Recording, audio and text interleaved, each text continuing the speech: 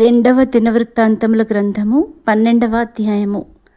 రెహబాము రాజ్యము స్థిరపడి తాను బలపరచబడిన తరువాత అతడును ఇశ్రాయేలీయులందరూ యెహోవా ధర్మశాస్త్రమును విసర్జించిరి. వారు యెహోవా ఎడల ద్రోహము చేసినందున రాజైన రెహబాము యొక్క 5వ సంవత్సరమందు ఐగుప్తు రాజైన షీషకు 1200 రథములతోనూ 60,000 గుర్రపు రౌతులతోనూ యెరూషలేము మీదికి వచ్చెను. అతనితో కూడా ఐగుప్తు నుండి వచ్చిన లూబీయులు, సుక్కీయులు, కూషీయులు అనువారు లెక్కకు మించి ఉండిరి. అతడు యూదాకు సమీపమైన ప్రాకారపురములను పట్టుకొని యెరూషలేము వరకు రాగా ప్రవక్తయైన షెమయా రెహబామునొద్దకును షీషకునకును భయపడి యెరూషలేమునకు వచ్చి కూడియున్న యూదావారి అధిపతుల యొద్దకును వచ్చి, మీరు నన్ను విసర్జించితిరి గనుక నేను మిమ్మును షీషకు చేతిలో పడనిచ్చి ఉన్నానని యెహోవా సెలవిచ్చుచున్నాడని చెప్పెను. అప్పుడు ఇశ్రాయేలీయుల అధిపతులను రాజును తమ్మును తాము తగ్గించుకొని యెహోవా న్యాయస్థుడని ఒప్పుకొనిరి. వారు తమ్మును తాము తగ్గించుకొనుట యెహోవా చూచెను గనుక యెహోవా వాక్కు షెమయాకు ప్రత్యక్షమై ఇలాగు సెలవిచ్చెను.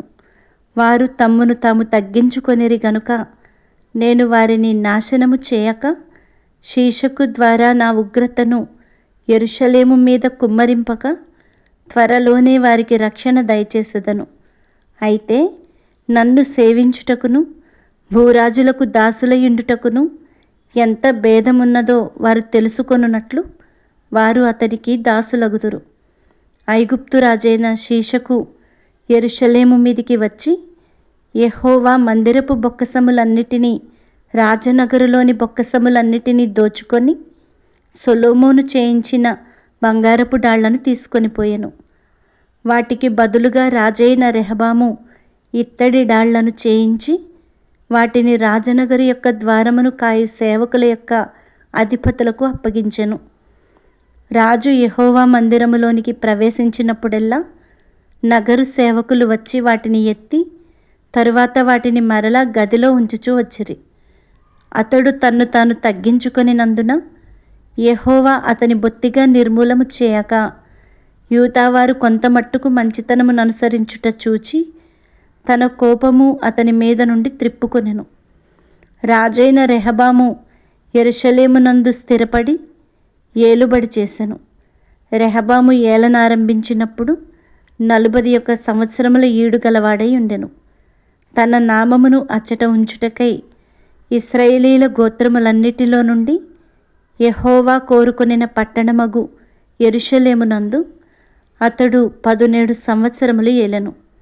అతని తల్లి పేరు నయమా, ఆమె అమ్మోనీయురాలు. అతడు తన మనస్సు యెహోవాను వెదకుటయందు నిలుపుకొనక చెడు క్రియలు చేసెను. రెహబాము చేసిన కార్యములన్నిటిని గూర్చియు షెమయా రచించిన గ్రంథమందును దీర్ఘదర్శి అయిన ఇద్దో రచించిన వంశావళి అందును వ్రాయబడి ఉన్నది. రెహబామునకును యరొబామునకును యుద్ధము ఎడతెగక జరిగెను.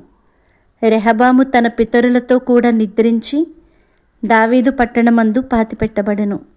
అతని కుమారుడైన అబీయా అతనికి బదులుగా రాజాయెను.